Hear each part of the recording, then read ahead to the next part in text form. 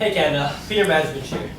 Today, the 26th of September 1990, marks a historic day in Canadian history. Today is the day that Canadians can finally relax. Today marks the end of the Oka Standoff. I am joined here by Premier Robert Bourassa of Quebec.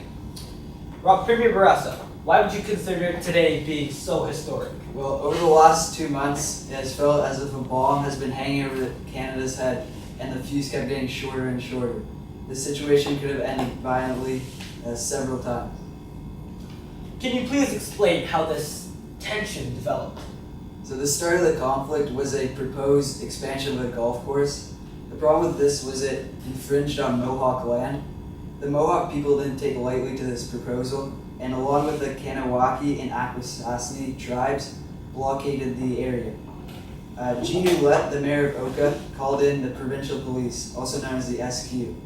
And on July 11th, they took to using tear gas, riot gear, and concussion grenades to disperse the crowd. In the firefight to follow, SQ Corporal Marcel Lemay was shot and killed.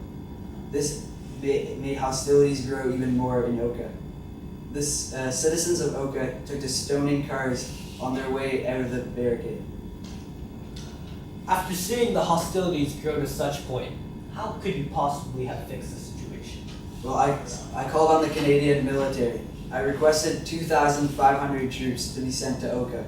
A total of 800 of the Royal 22nd Regiment, also called the Vandus, set up shop just yards away from the Mohawk supporters.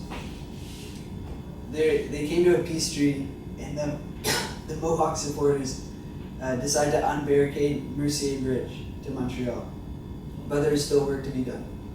I assume you are referencing the still existent barricade at the time? Please.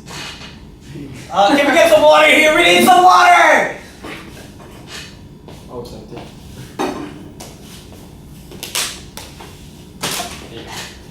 Thank you. No problem. So yes, you were saying? Alright, so in the later part of September, the Vandus successfully managed to negotiate another peace treaty in which the Mohawk supporters laid down their weapons. We only made 5 arrests that day. Canada as a whole dodged a bullet in this situation. What would you say was the most intense moment of the crisis for you? Well, personally, it was when the Mohawk people requested their own sovereignty from Canada. This is when they would have no ties to the Canadian government.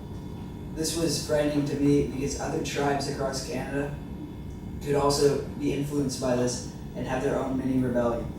This doesn't match John A. Macdonald's dream of a Canada united from sea to sea. Why did you feel like it was necessary to call on Canada's armed forces? Well, as the people of Oka started to stone cars, and after the shooting of Marcel Lemay, hostilities grew in Oka.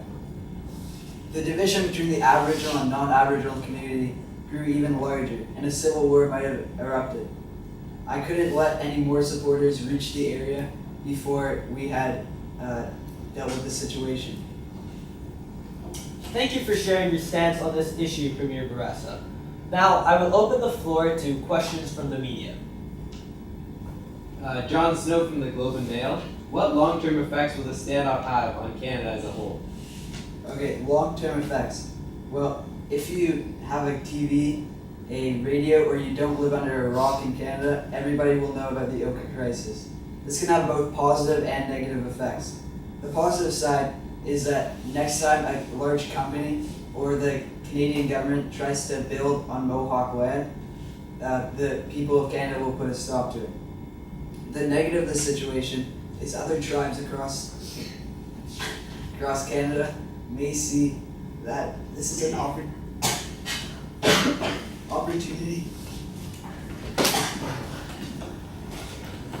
You seem quite under the weather here, Mr. Premier. Thank you. No problem. So as I was saying, it could inspire them to do the same.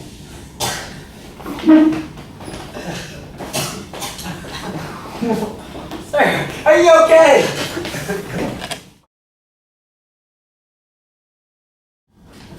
And we're back here. after tending to Mr. Barassa's medical difficulties, will be taking the next question. Ginger McGee, Montreal Gazette.